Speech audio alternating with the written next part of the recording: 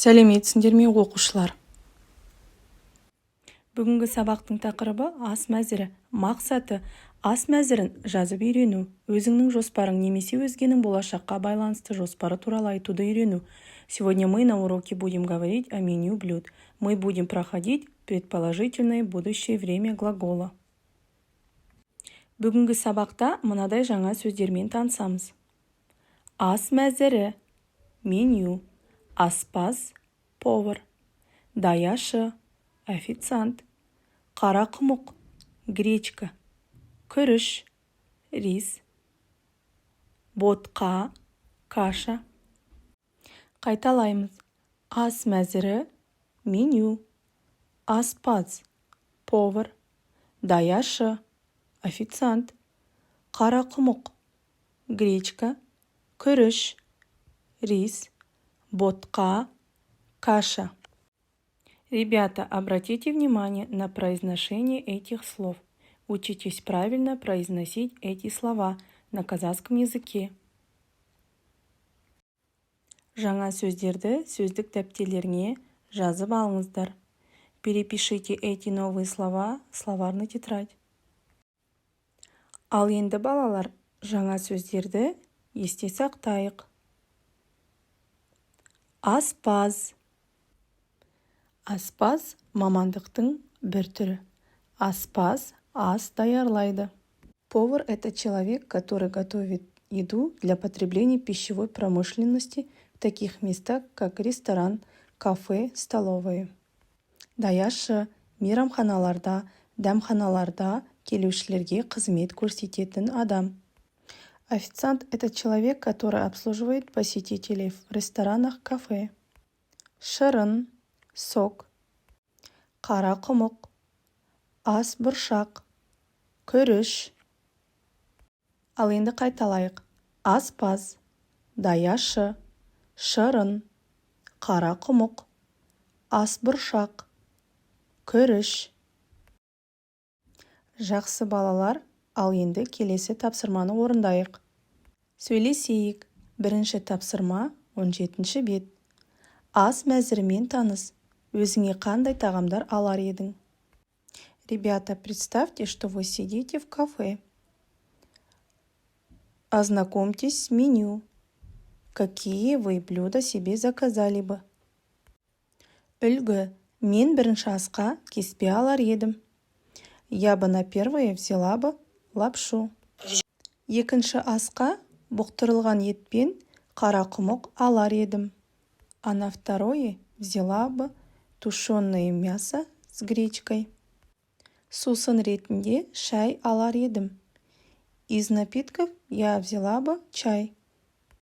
Ребята, точно так же составляйте то, что вы хотели бы заказать, и отправьте мне голосовым сообщением. Ал енді балалар, екінші тапсырма 18-ші бет. Диалогты тыңда, түсініп оқы. Оқиық. Ару. Өркен, сен қандай тамақ аласың? Мен палау жеймін. Өркен, менің сорпа ішкім келіп тұр, ал екіншіге қуырылған балық алар едім. Ару. Ас мәзірінде қуырылған балық жоқ. Өркен, мүмкін даяшыдан сұрармыз. Даяшы, бері келіңізші. Даяшы. Иә, айта беріңіз. Өркен, сіздерде қуырылған балық бар ма? Даяшы. Иә, әрине. Ару. Ас мәзірі қате ме сонда? Даяшы. Кешіріңіз мені, бұл кешегі ас мәзірі ғой. Міне, бүгінгі ас мәзірін алыңыз. Диалогты оқыдық, ал енді мына сұрақтарға жауап беріңдер. Сонымен балалар, жауабымызды тексерейік. Өркен мен Ару қайда отыр? Өркен мен Ару дәмханада отыр. Где сидят Өркен и Ару? Өркен и Ару сидят в кафе. Олар қандай тағам алғалы келді? Ару палау, ал Өркен сорпа мен қуырылған балық алғысы келді. Какую еду они хотели взять? Ару хотела плов, а Өркен – бульон и жареную рыбу. Даяшы қандай қателік жіберген? Даяшы кешегі мен бүгінгі ас мәзірін ауыстырып алды. Какую ошибку допустил официант? Официант перепутал вчерашнее меню с сегодняшним. Назар аударайық. Сөйлемдерді оқып, мағыналық жағынан өзгешелігіне назар аударайық. Прочитаем предложения и обратим внимание на их значение. Сонымен оқушылар, бірінші сөйлемді қарастырайық. Мен қуырылған балық аламын. Адам жоспарлайды, немесе нақты шешім қабылдайды. Мен қуырылған балық алармын. Нақты жоспар жоқ, нақты шешім қабылданбаған. Жүзеге асатыны, не аспайтыны белгісіз. Бірінші сөйлемде мен қуырылған балық аламын. Итак, в первом предложении я беру жареную рыбу. Человек планирует или принимает конкретное решение.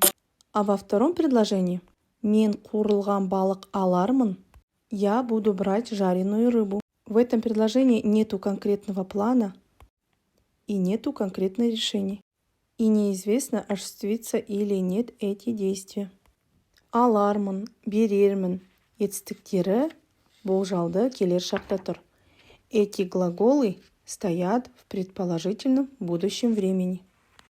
Обозначает вероятные действия, причем степень вероятности является неопределенным и образуется при помощи суффиксов ар, ер, р. После согласных добавляется ар или ер, в зависимости от твердости или мягкости слова. И суффикс р после гласных.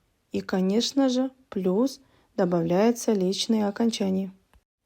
Например, мен алармын, сен аларсың, сіз аларсыз, ол алар. Ал енді оқушылар, келесі тапсырманы орындайық. Мәтінді өзгертіп жаз. Вы должны эти предложения преобразовать в предположительном будущем времени. Мысалы, ертең мейрамханаға барамыз. Завтра пойдем в ресторан. А теперь преобразовываем. Ертең мейрамханаға барармыз. Завтра, возможно, пойдем в ресторан.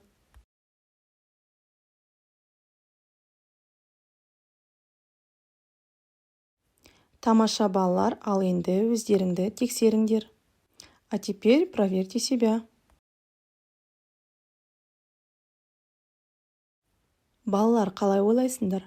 Даяшы не істейді? Ал аспаз не істейді? Осы сұрақтарға жауап беріңіздер.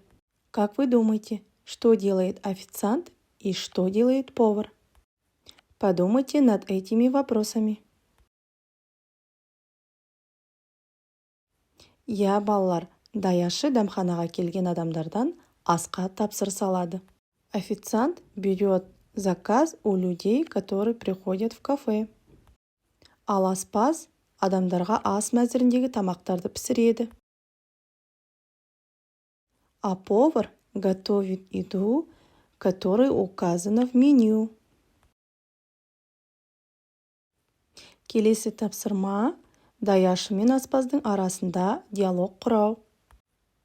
Следующее задание – составить диалог между официантом и поваром, используя этот образец. Дұрыс орындады деген ойдамын. Ал енді өздеріңді тексеріңдер. Я думаю, что все справились с этим заданием. А теперь проверьте себя.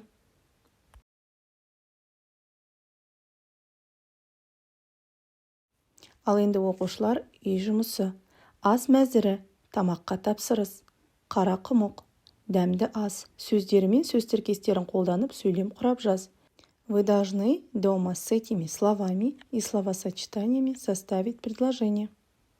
Сау болыңдар, до свидания.